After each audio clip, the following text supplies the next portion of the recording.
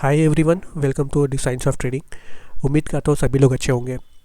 तो एक छोटा सा वीडियो होने वाला है जिसमें मैं आपके साथ हमारा जो पिछला ट्रेडिंग वीक था, यानी 30 दिसंबर 2024 से 3 जनवरी 2025 तक का जो वीक था, उसमें मेरा जो भी ट्रेड्स वगैरह रहे हैं, मैंने कितना प्रॉफिट किया, कितना लॉस किया, वो मैं आपके साथ शेयर करने वाला हूँ। और उम्मीद करता हूँ कि इससे आपको कुछ ना कुछ डेफिनेटली सीखने के लिए मिलेगा, क्योंकि देखिए इस वीडियो में अपने कुछ मिस्टेक्स और लर्निंग्स वगैरह भी शेयर करने वाला हूँ।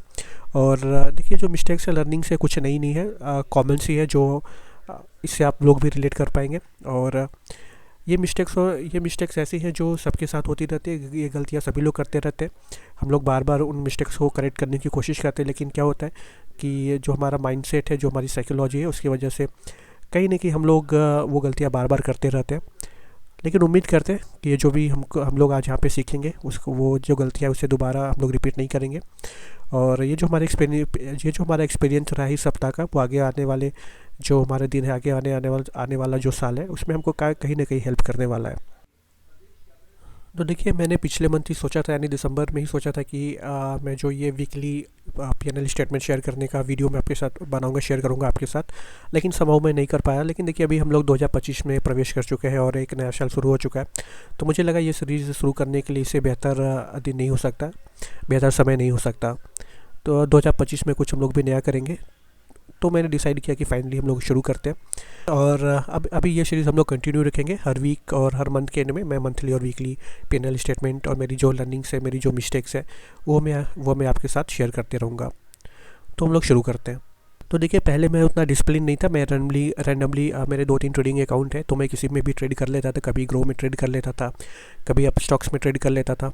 लेकिन मैं अभी ट्राई कर रहा हूँ कि मैं कंसिस्टेंट रहूँ और एक ही अकाउंट जो है मेंटेन करूँ, डेली एक ही अकाउंट में ट्रेड करूँ, जिससे कि मुझे प्रॉफिट लॉस शेयर करने में भी इजी होगा और कोई कन्फ्यूज़न नहीं रहेगा। तो मैं देखिए पिछले सप्ताह मैंने सिर्फ और सिर्फ अप स्टॉक्स का अकाउंट ही यूज़ किया है। तो मैं अप स्टॉक्स का मेरा जो अकाउंट है वही आपके साथ शेयर करने वाला हूँ, उसका पीएनएल स्टेटमेंट। तो मैं पहले यहाँ पे लॉगिन कर लेता हूँ।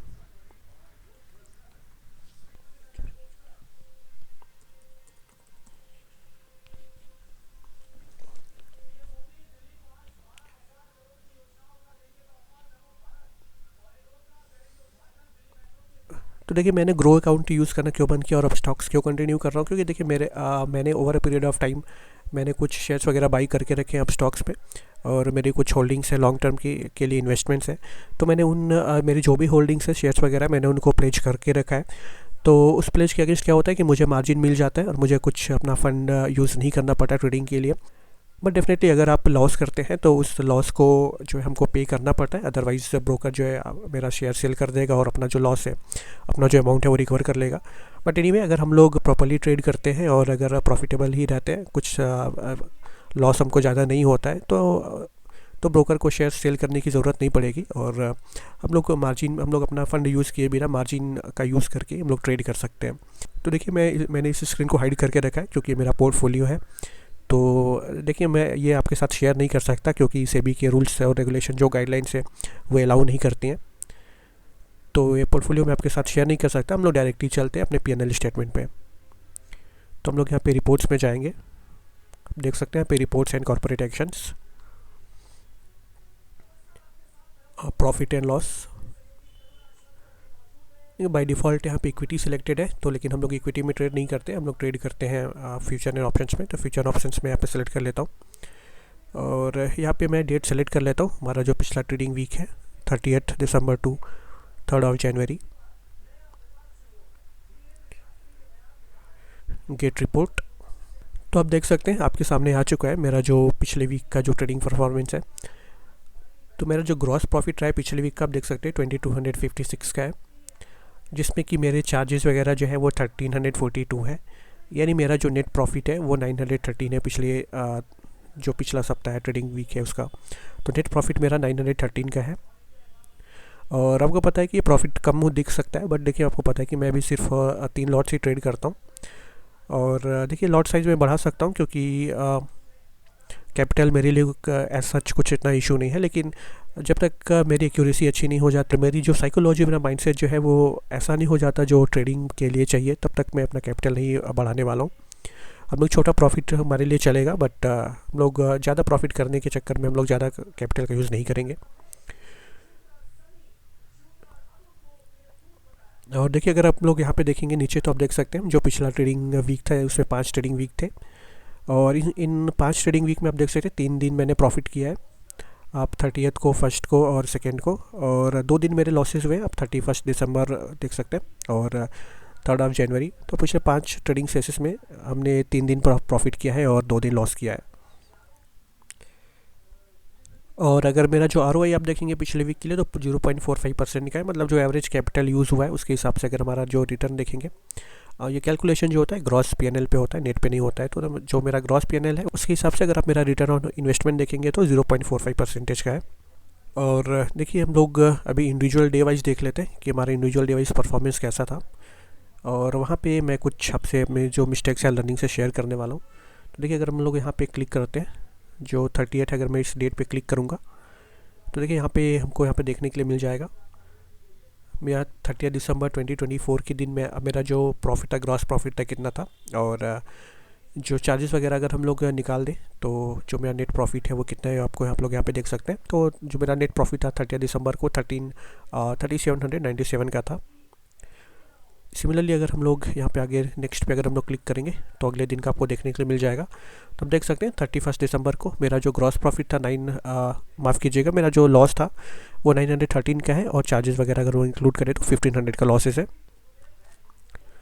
सिमिलरली अगर आप 1 जनवरी को हम लोग अगर देखेंगे तो मेरा जो ग्रॉस प्रॉफिट है 2725 का है, और अगर चार्जेस वगैरह हम लोग निकाल दें तो मेरा जो प्रॉफिट है वो 2464 का है। 2 जनवरी को भी हमने प्रॉफिट किया था, ग्रॉस प्रॉफिट मेरा 30 का है, और नेट प्रॉफिट जो 2881 का है। ये देखिए 3 जनवरी को हमने लॉस किया है 6500। तो यहाँ पे मैं आपसे कुछ थोड़ा डिस्कस करना चाहूँगा। यही रीज़न है कि मैंने जो वीडियो बनाने के बारे में जो सोचा था, तो उसका मेन रीज़न यहीं पे है। आप देख सकते हैं कि हमने जो लॉस किया है वो 6500 का किया है, ये हमारा ग्रॉस लॉस है। अगर नेट लॉस देखेंगे चार्जेस वगैरह इंक्लूड करके तो हमारा जो लॉस है 6600 का है। तो देखिए अभी मैं जो ट्रेड करता हूँ 3 लॉट से ट्रेड करता हूँ, बैंक निफ्टी में ट्रेड करता हूँ। पहले मैं निफ्टी में भी करता था, बट निफ्टी मैंने फ़िलहाल बंद कर दिया। अभी मैं सिर्फ बैंक निफ्टी में ट्रेड कर रहा हूँ और 3 लॉट के साथ। और पर लॉट मेरा जो टारगेट होता है वो 1000 रुपीज़ का होता है, यानी मेरा बोल सकते हैं कि डेली एक जो मेरा एवरेज प्रॉफिट हो गया वो 3000 के आसपास का रहेगा। और मेरा जो लॉस का लिमिट होता है वो भी पर लॉट 1000 रुपीज़ का होता है, 1000 पर लॉट, यानी मेरा जो टोटल लॉस होगा पर डे का वो भी ऑन एन एवरेज 3000 के आसपास होना चाहिए। अब देखिए मैं जो रिस्क रिवॉर्ड है 1:1 का मेंटेन कर रहा हूँ। देखिए आपको लग सकता है कि ऑप्शन बाइंग में जो रिस्क रिवॉर्ड है 1:1 का ये सही नहीं है, लेकिन देखिए अगर कई तरह की ट्रेडिंग होती है, जैसे आपने देखा होगा कि काफ़ी सारे लोग हैं जो कि ब्रेकआउट ब्रेकडाउन ट्रेडिंग करते हैं, मतलब एक रेंज का ब्रेकआउट दिया मार्केट में तो उन्होंने ट्रेड ले लिया, या कि रेंज का ब्रेकडाउन दिया तो ट्रेड ले लिया।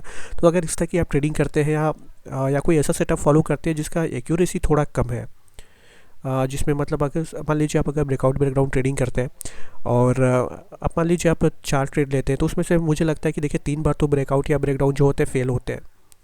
तो ऐसे में अगर आप 4 ट्रेड लेते हैं तो 3 बार अगर ब्रेकआउट ब्रेकडाउन फेल हो रहा है, मतलब 4 में से क्या हो रहा है कि 3 बार आपको लॉस लेना पड़ रहा है, आपको सिर्फ 1 बार प्रॉफिट हो रहा है। तो देखिए ऐसे में क्या होता है कि ये जो आपको 1 बार प्रॉफिट हो रहा है, ये प्रॉफिट आपको ज़्यादा करना पड़ेगा, तभी आपका जो 3 बार का जो लॉस है वो लॉस भी रिकवर हो और आप नेट जो है कुछ इस पर प्रॉफिट भी बना पाए। तो देखिए ऐसे केसेस में आपको क्या होगा कि रिस्क रिवॉर्ड जो है ज़्यादा मेंटेन करना पड़ेगा। रिस्क रिवॉर्ड में भी आपको 1:3 या 1:4 मिनिमम मेंटेन करना पड़ेगा, अदरवाइज़ आप जो है प्रॉफिटेबल नहीं हो पाएंगे। या मान लीजिए अगर आपकी एक्यूरेसी और भी अच्छी है, मान लीजिए आप हर 2 ट्रेड में या 3 ट्रेड में अगर एक बार प्रॉफिट बना लेते हैं, तो भी आपको मिनिमम 1:2 या 1:3 का रिस्क रिवॉर्ड जो है मेंटेन करना पड़ेगा, तभी आप प्रॉफिटेबल हो सकते हैं। लेकिन देखिए मैं जो है एसएल लैंडिंग फॉलो करता हूँ, और देखिए एसएल लैंडिंग में क्या है कि एक्यूरेसी थोड़ी सी ज़्यादा है। देखिए एसएल हंटिंग हमको सीखने में थोड़ा सा टाइम लगता है, थोड़ा सा कॉम्प्लिकेटेड है, इतना ईजिली समझ में नहीं आता है। अगर ब्रेकआउट ब्रेकडाउन ट्रेडिंग अगर आप करना चाहते हैं तो देखिए वहाँ पे हमको कुछ नहीं करना होता है, हमने सपोर्ट रेजिस्टेंस मार्क कर दिया, ऊपर अगर रेजिस्टेंस ब्रेक कर दिया तो हमने कॉल बाई कर लिया, सपोर्ट ब्रेक कर दिया तो हमने पुट बाई कर लिया, हम लोग नॉर्मली ऐसा कर लेते हैं तो हम लोग प्रॉफिट हो जाता है। लेकिन एसएल हंटिंग ऐसा नहीं, एसएल हंटिंग थोड़ा सा कॉम्प्लिकेटेड है समझना। इसमें लोगों को साइकोलॉजी की समझना पड़ता है, ऑपरेटर्स की पोजीशन वगैरह समझने की कोशिश हम लोग करते हैं। बट अगर आप सीख गए तो देखिए एक्यूरेसी इसकी थोड़ी ज़्यादा होती है, और इसीलिए अगर आप रिस्क रिवॉर्ड 1:1 का भी रखते हैं तो भी हम लोग नेट बेसिस पे प्रॉफिटेबल हो सकते हैं। फ़िलहाल मुझे ऐसा लग रहा है और ऐसा ही लगता है। और देखिए मैं भी पहले ब्रेकआउट बैकग्राउंड ट्रेडिंग और काफ़ी सारी चीज़ अलग अलग तरह की ट्रेडिंग ट्राई की, बट पिछले लगभग 6 महीने से अभी मैं फाइनली एसएल हंटिंग ट्राई करने की कोशिश कर रहा हूँ। और अभी मुझे ऐसा लग रहा है कि मुझे चीज़ें समझ में आने लगी हैं, और तभी मैंने ये जो अपना वीकली पीएनएल वगैरह शेयर करने के लिए बारे में सोचा था, तो चीज़ें समझ में आने लगी हैं। और मुझे भी ऐसा फील होता है कि इसमें एक्यूरेसी काफ़ी अच्छी है। अगर हम लोग प्रॉपर 1:1 का भी रिस्क रिवॉर्ड अगर मेंटेन करते हैं तो भी हम लोग प्रॉफिटेबल हो सकते हैं। देखें, देखना पड़ेगा आगे चीज़ें जो फ्यूचर में चीज़ें किस तरह से पैन आउट होती हैं। लेकिन फ़िलहाल मैं काफ़ी कंफर्टेबल हूँ 1:1 के रिस्क रिवॉर्ड पे। अगर मैं डेली 3 लॉट से ट्रेड करता हूँ तो डेली 3000 का प्रॉफिट या डेली 3000 का लॉस में मैं काफ़ी कंफर्टेबल हूँ, और मुझे लग रहा है कि हम लोग इसमें भी प्रॉफिटेबल हो सकते हैं। जैसा कि आप पिछले वीक में भी देख सकते हैं, हमारा जो पिछला वीक है वो पिछला वीक में भी हम लोग नेट बेसिस पे प्रॉफिटेबल है। लेकिन देखिए जो मैं शेयर करना चाह रहा था आपके साथ चीज़ें वो यही है कि जैसे देखिए मेरे साथ अभी आपके साथ डिस्कस किया कि मेरा जो एवरेज प्रॉफिट होता है वो 3000 पर डे का हिसाब से होता है, 3 लॉट से हम लोग ट्रेड करते हैं तो। और मेरा जो एवरेज लॉस होता है वो भी 3000 के आसपास का होता है। लेकिन आप यहाँ पे देख सकते हैं मैंने यहाँ पे जो लॉस लिया है 6500 का लिया है, मतलब यहाँ पे मैंने 2 दिन का लॉस जो है एक दिन में ही लिया है। 2 दिन का लॉस हमें यहाँ पे एक दिन में ही देखने के लिए मिल रहा है। अगर मैंने अपने रिस्क रिवॉर्ड को फॉलो किया होता, 3000 पे अगर मैंने अपने लॉस का बुक किया होता, तो हमारा ये जो आप देख सकते हैं जो ग्रॉस प्रॉफिट और नेट प्रॉफिट है ये काफ़ी अच्छा हो सकता था। इसमें और भी इम्प्रूवमेंट हमको देखने के लिए मिल सकता था। लेकिन हालांकि यहाँ पे कुछ रीज़न था जो कि मैंने ऑलरेडी शेयर किया हुआ था अपना जो लाइव ट्रेडिंग वीडियो है। अगर वो आपने नहीं देखा है तो आपको यहाँ पे लिंक मिल जाएगी, चैनल आप चेकआउट कर सकते हैं। उसे मैंने ऑलरेडी शेयर किया था कि देखिए मार्केट एक लेवल पे ट्रेड हो रहा था, मुझे लगा था कि वहाँ से मार्केट ऊपर जा सकता है। तो मुझे लॉस हालांकि 3000 से थोड़ा ज़्यादा हो रहा था, बट इतना ज़्यादा नहीं हो रहा था। मैं कंफर्टेबल था क्योंकि मुझे पता था वीक में मैंने थोड़े प्रॉफिट बनाए हैं, तो मैं थोड़ा सा होल्ड कर सकता हूँ अपने ट्रेड को। बट सडनली हमारे अपोजिट में एक बड़ी सी रेड कैंडल आ गई, और बैंक निफ्टी में ये प्रीमियम काफ़ी बड़े हैं, तो हमारे अपोजिट डायरेक्शन में जब कैंडल आती है तो काफ़ी प्रीमियम काफ़ी तेज़ी से ड्रॉप हो जाते हैं, स्पाइक लगते हैं प्रीमियम में। तो इसी वजह से थोड़ा ज़्यादा लॉस हो गया। बट एनीवेज रीज़न जो भी है अल्टीमेटली हमको 2 दिन का लॉस जो है हमने एक दिन में ले लिया, तो इसकी वजह से हमारा देखिए इसने हमारे जो ग्रॉस प्रॉफिट और नेट प्रॉफिट को काफ़ी ज़्यादा इम्पैक्ट किया। अदरवाइज़ हमारा ये जो ग्रॉस प्रॉफिट और नेट प्रॉफिट था काफ़ी अच्छा हो सकता था। अगर मैंने यहाँ पे सिर्फ 3000 हमारा अगर लॉस है तो ठीक है, अगर मैं 3500 3600 भी लॉस लेता या इवन 4000 तक भी वेट करता तो भी हमारे पास ऑलमोस्ट 2500 का प्रॉफिट और बचा हुआ होता। मेरी जो लास्ट वीक की जो मिस्टेक है लर्निंग है वो मेनली यही है कि हमको अपने रिस्क रिवॉर्ड को हमेशा फॉलो करना है। हम लोग कभी भी हमारा पर डे का जो भी हमारा टारगेट है, अगर हमारा पर डे का जो अगर टारगेट मीट हो गया है तो हमको प्रॉफिट बुक कर लेना चाहिए, या एटलीस्ट हमको सिस्टम में जो है टारगेट लगा देना चाहिए या स्टॉप लॉस लगा देना चाहिए, जिससे हमारा मिनिमम जो टारगेट है वो तो बिग बुक हो जाए। और अगर मार्केट हमारे डायरेक्शन में कंटिन्यू भी करता है तो ठीक है, हम लोग ट्रेल कर सकते हैं। सिमिलरली मेरी जो लर्निंग है वो ये है कि देखिए मेरा यहाँ पे इतना लॉस मुझे इसलिए देखने के लिए मिला क्योंकि मैंने सिस्टम में स्टॉप लॉस नहीं लगाया था। आगे से मैं क्या करने वाला हूँ कि सिस्टम में स्टॉप लॉस डेफिनेटली लगाने वाला हूँ, ताकि हम लोग इस तरह के लॉसेस को अवॉइड कर चुके, क्योंकि ये मेरे साथ काफ़ी बार हो चुका है, सिर्फ इस बार नहीं हुआ। इससे पहले भी मेरे साथ ही हो चुका है। मैं सडनली कुछ बड़ी कैंडल आ जाती है और जितना मैंने एक्सपेक्ट किया रहता है या लॉस का लिमिट मेरा रहता है, मैं सोचता हूँ कितने लॉस पे मैं अपने पोजीशन को कट कर दूंगा, कट नहीं कर पाता हूँ और मुझे लॉसेज जो है ज़्यादा देखने के लिए मिल जाते हैं।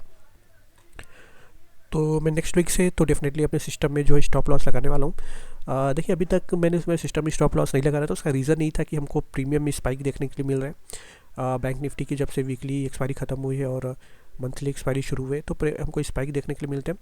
ऐसे में जब मार्केट हमारे डायरेक्शन में जाता है तो प्रॉफिट हमारा काफ़ी धीरे बढ़ता है, लेकिन जब मोमेंटम वाली कैंडल आती है तब प्रीमियम स्पाइक लगते हैं।